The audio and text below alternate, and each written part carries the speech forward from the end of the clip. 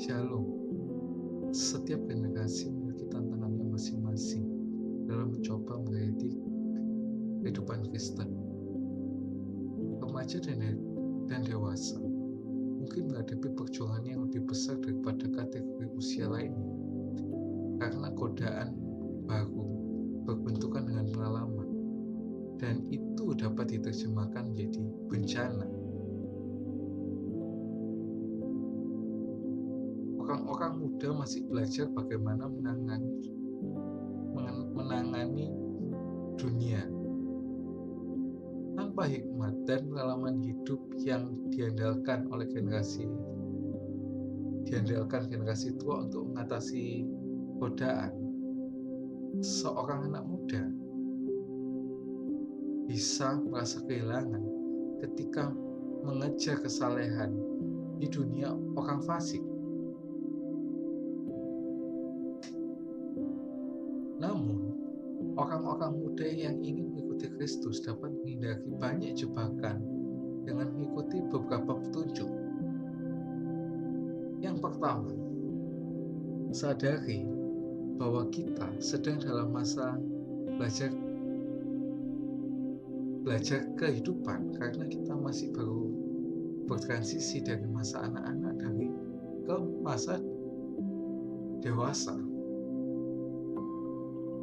Yang kedua, tetap waspada atas keinginan daging dan dosa seksual, seperti yang dikatakan di 1 Yohanes 2 ayat 15 sampai yang 16. Orang muda harus belajar menangani nafsu, perasaan baru, dan keinginan yang kuat saat mereka sedang dalam proses menjadi dewasa.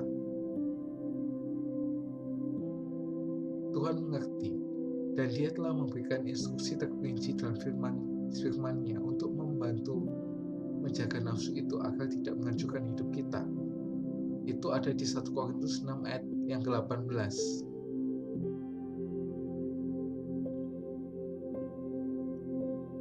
Ketiga, kenali dan tolak ekspektasi idealis. Banyak anak muda Kristen meninggalkan gereja karena gereja itu tidak memenuhi harapan mereka tentang apa yang seharusnya menjadi gereja.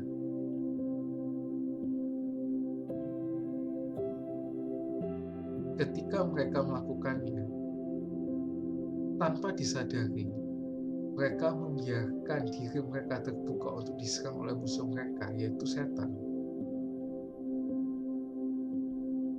Yang terakhir, yaitu belajar dan belajar. Paulus menginstruksikan Timotius yang merupakan anak didiknya untuk belajar dengan rajin, sehingga ia akan belajar menangani firman Tuhan dengan benar, seperti yang dikatakan di 2 Timotius 2 ayat yang ke-15.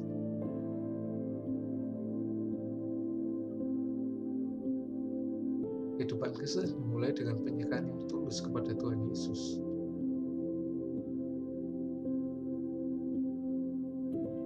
Itu berlanjut dengan pertumbuhan saat kita memahami siapa kita di dalam Kristus, dan semua artinya bagi kehidupan kita sehari-hari.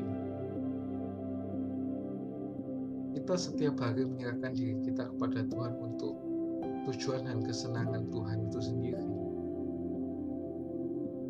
Ketika kita berdosa, kita dengan cepat mengakui dan menolaknya, agar hati kita tetap dekat dengan Tuhan, seperti yang dikatakan di 1 Yohanes 1 ayat yang ke-9. Kita mengarahkan pandangan kita kepada Kristus dan terus maju menuju tujuan yang menyenangkan, hadiah yang untuknya Allah telah memanggil kita ke surga dalam Kristus Yesus, seperti yang dikatakan di Filipi 3 ayat yang ke-14. Jangan lupa like, subscribe, dan share jika kalian terberkati dengan konten ini.